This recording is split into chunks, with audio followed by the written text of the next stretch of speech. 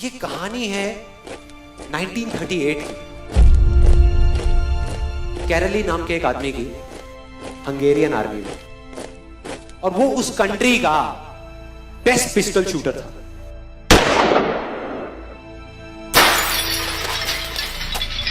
जितनी भी national championships हुई थी उस कंट्री में, उसको वो जीत चुका था। और सबको ऑलमोस्ट कंफर्म था कि 1940s में जो ओलंपिक्स होने वाले हैं उसमें गोल्ड मेडल कैरली को ही मिलेगा। और उसने सालों से ट्रेनिंग करी थी। उसका एक ही सपना था, एक ही फोकस था कि मुझे अपने इस हाथ को दुनिया का बेस्ट शूटिंग हैंड बनाना है, बेस्ट बनाना है, बेस्ट बनाना है। और वो कामयाब हो गया, उसने बना लिया बेस्ट शूटिंग हैंड। सिर्फ 2 साल का फर्क था।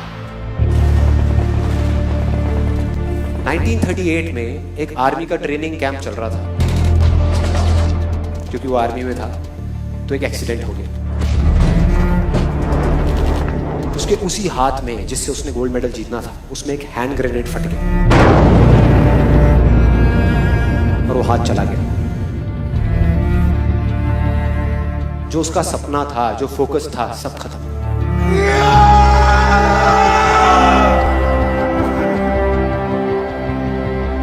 उसके पास 2 रास्ते थे। एक तो ये कि वो बाकी की पूरी जिंदगी रोता रहे और कहीं जा करके छुप जाए, या अपना जो गोल था जिस पे उसने फोकस किया हुआ था उसको पकड़ करके रखे। तो उसने फोकस किया उस पे नहीं जो चला गया था, जो उसके पास नहीं था।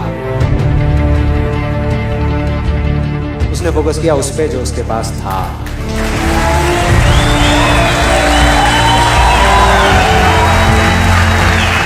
जो उसके पास था। और क्या था उसके पास में? एक लेफ्ट हैंड, एक ऐसा हाथ जिससे वो लिख तक नहीं सकता था। 1 महीने तक उसका हॉस्पिटल में इलाज चला इस हाथ के लिए, और सही 1 महीने बाद अपनी ट्रेनिंग शुरू कर दी इस हाथ की।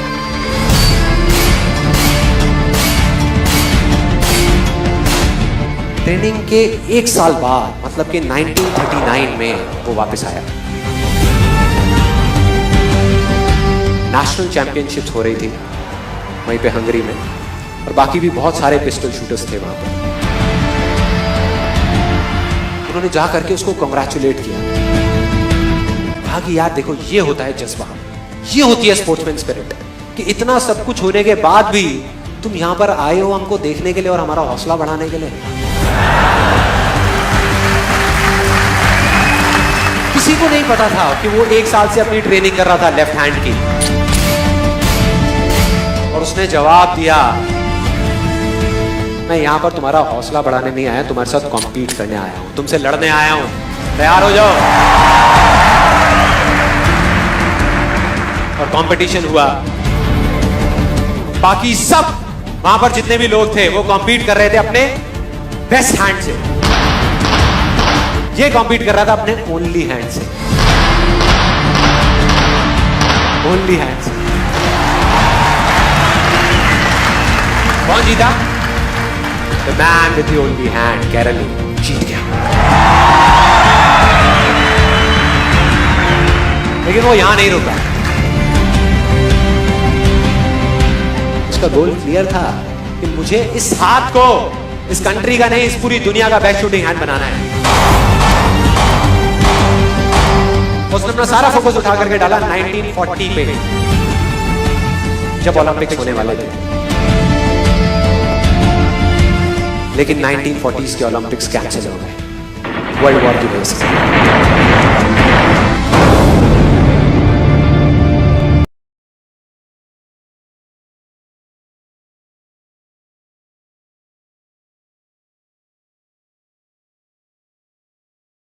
1944 में जो ओलंपिक्स होने वाले थे वो भी कैंसिल हो गए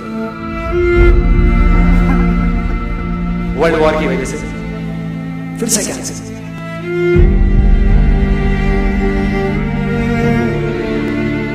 उसने अपना सारा फोकस उठा करके डाल दिया 1948 के ओलंपिक्स में।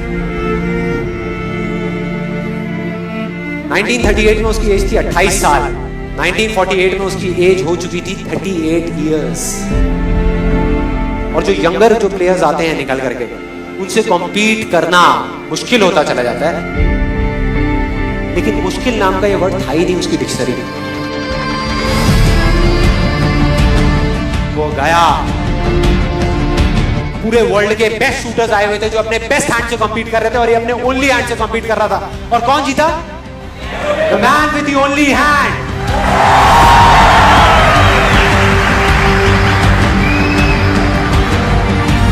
लेकिन वो तब भी नहीं रुका। 1952 ओलंपिक्स, दोबारा कॉम्पीट किया उसने, और इस बार गोल्ड मेडल कौन जीता? गैरल ली। 4 साल बाद दोबारा से, और पूरी की पूरी हिस्ट्री को बदल करके रख दिया ओलंपिक्स। इस पर्टिकुलर कंपटीशन में उससे पहले किसी भी एथलीट ने लगातार 2 गोल्ड मेडल्स नहीं जीते।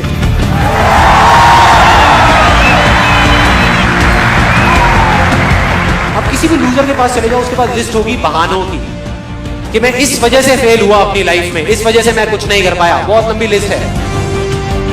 और दूसरी तरफ विनर के पास चले जाओ, उसके पास में 1000 वजह होगी वो ना करने की जो वो करना चाहता है, सिर्फ एक वजह होगी वो करने की जो वो करना चाहता है, और वो कर जाएगा।